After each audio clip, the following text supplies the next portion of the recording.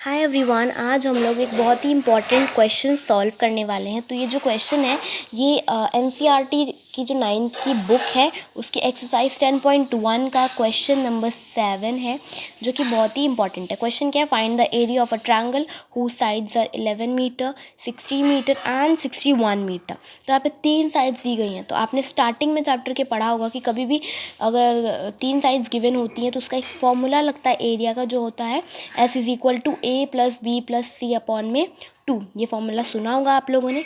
तो सबसे पहले तो हम लोग उसी फॉर्मूले को यहाँ पे अप्लाई करेंगे। उसके बाद A प्लस बी प्लस सी, मतलब A हमारा 11 मीटर है, B हमारा 60 मीटर है और C हमारा 61 मीटर है, उसकी वैल्यूज़ पुट कर देंगे। तो हम लोगों को सबसे पहले फॉर्मूला नोट डाउन कर देना है, S is equal to A plus B plus C upon में 2।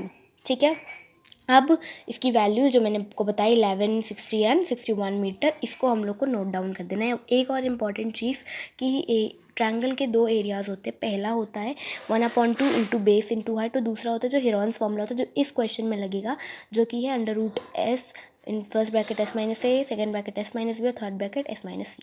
अब आगे बढ़ते हैं क्वेश्चन में, इसका वैल्यूज़ पुट कर देते हैं।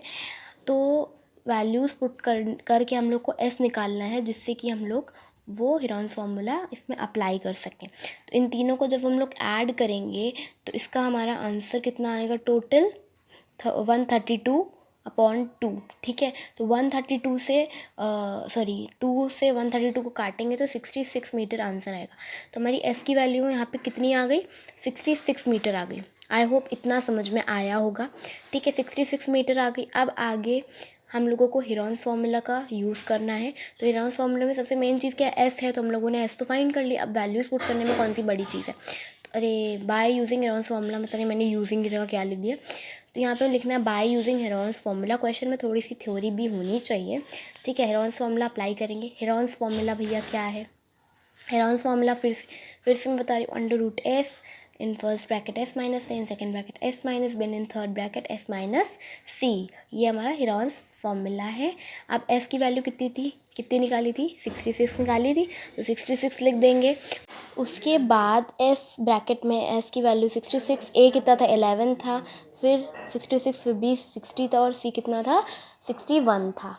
ठीक है, वापस से हम लोग अंडर रूट लगाएंगे। 66 इंटू 66 माइनस 11 कितना होता है? 55 होता है, लिख लेंगे। उसके बाद 66 माइनस 60 कितना होता है? 6 होता है। 66 माइनस 61 कितना होता है? 5 होता है। अरे, मैंने यहाँ पे गलती से 11 लिख दिया है, आप लोग इसको सही कर लेना। ठीक है, अब आगे बढ़ेंगे तो हम लोग इसके जब कॉमन फैक्टर्स निकालेंगे तो ये हो जाएगा 6 into 11 into 5 into 11 into 6 into 5। ठीक है, 6 इंटू 5 का वो नहीं निकलेगा, इसीलिए हम लोगों ने 6 इंटू 5 को as a same as it is लिख दिया है।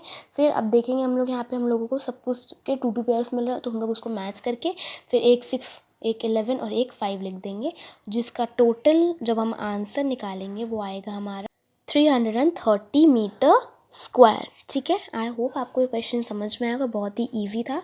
Do prepare for it. Okay, bye.